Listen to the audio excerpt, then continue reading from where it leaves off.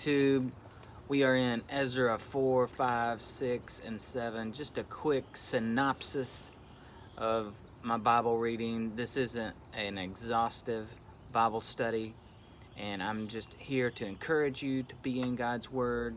We're going to go through about 80 years of biblical history. They had come back, the exiles had come back to Jerusalem. They had started the foundations of the temple. They had already built the altar. Now we're in Ezra 4, and now we have some people that are enemies of Judah.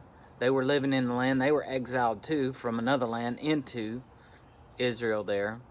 And they were transplanted when Assyria was the world power. And they wanted to help build the temple, but only to disrupt. Persia's kings are in this order. Cyrus, he called for the original rebuilding of the temple, allowed the exiles to leave the Babylon area.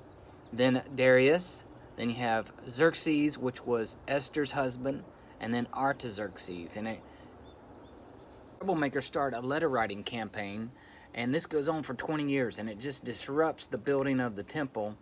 And it says to the king, if you let them rebuild, you'll lose this area, you won't get tribute money, and this is a hotbed. This is a place of trouble. Jerusalem is.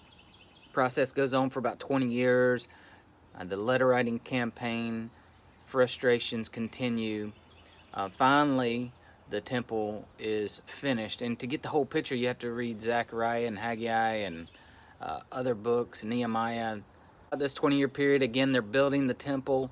The magistrates in the area come up and say, hey, who gave you permission? These guys that were disruptors, who gave you permission to build? And they sent a letter to King Darius, who was the king at the time. The letter to King Darius included also the Israelites' response.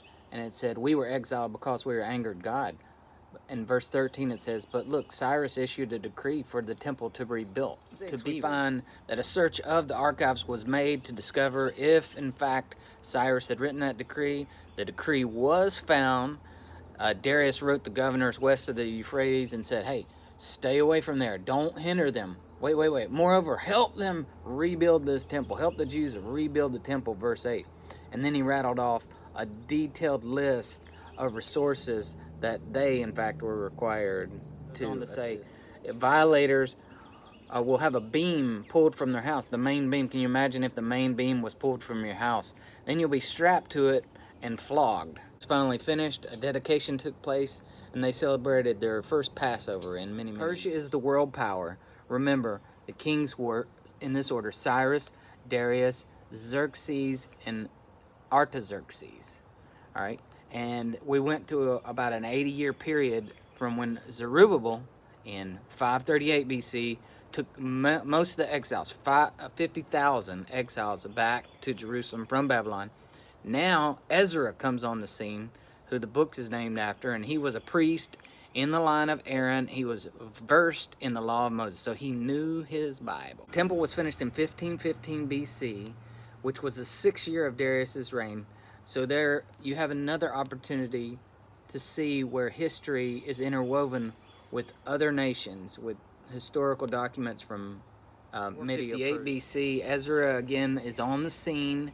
He returns to Jerusalem with exiles, gatekeepers, Levites, a lot of the people that were left.